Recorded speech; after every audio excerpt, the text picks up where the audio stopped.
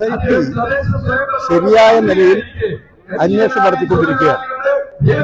പ്രത്യേകിച്ച് ഒരു പരിഗണനയും ആർക്കും നൽകാതെ നീതിപൂർവമായ അന്വേഷണവും നടപടികളും സ്വീകരിക്കും.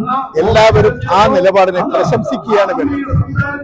ഒരു സംസ്ഥാന ഗവൺമെന്റ് നീതിപൂർവം ഈ കാര്യത്തിൽ അന്വേഷണം നടക്കണം എന്ന നിലപാടെടുത്തുകൊണ്ടാണ് പ്രവർത്തിക്കുന്നത്. ജയിലിൽ ഈ വേതനം വർദ്ധിപ്പിക്കുന്നത് എന്തിനാ എതിർക്കുന്നത്? അത് പാവങ്ങളല്ലേ, പല സാഹചര്യങ്ങളാൽ കുറ്റവാളികളായിപ്പോയി. ആ കുറ്റവാളികളെ ശിക്ഷിച്ച് ജയിലിൽ കിടക്കുന്നു.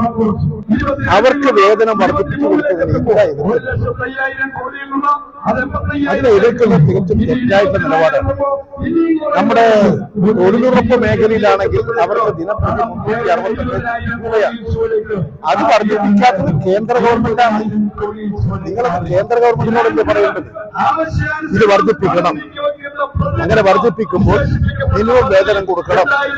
ആ മിനിമം വേതനം കൊടുക്കേണ്ടത് കേന്ദ്ര ആവിഷ്കൃത പദ്ധതിയാണ്, കേന്ദ്ര ഗവൺമെന്റാണ്. അത് കേന്ദ്ര ഗവൺമെന്റിനോട് പറയാതെ ഇവിടെ ഈ ജയിലിൽ കിടക്കുന്നവന് ഒരു ചില്ലറ പൈസ വർദ്ധിപ്പിച്ചു കൊടുത്തപ്പോൾ അവര് ആ ജയിലിൽ തന്നെ അത്യാവശ്യം എന്തെങ്കിലും സാധനം സോപ്പോ എന്തെങ്കിലും വാങ്ങണമെങ്കിൽ ഇതിന്റെ ഒരു കൂലി കൊണ്ടാണ് വാങ്ങും. അത് കാലോചിതമായി പരിഷ്കരിപ്പിക്കുന്നതാണ്. ആ ഒരു നടപടി എന്തിനാണ് വിമർശിക്കുന്നത്? എന്ത് കാര്യത്തിന് ഇത്തരം വിമർശനങ്ങൾ വന്നാൽ ഒരു ഗവൺമെന്റ് എന്താ ചെയ്യാ? അതിന്റെ അകത്ത് ഇടപെടുകയല്ലേ ചെയ്യാം? എന്തിനാ ഈ ദ്രോഹം ചെയ്യുന്നത്?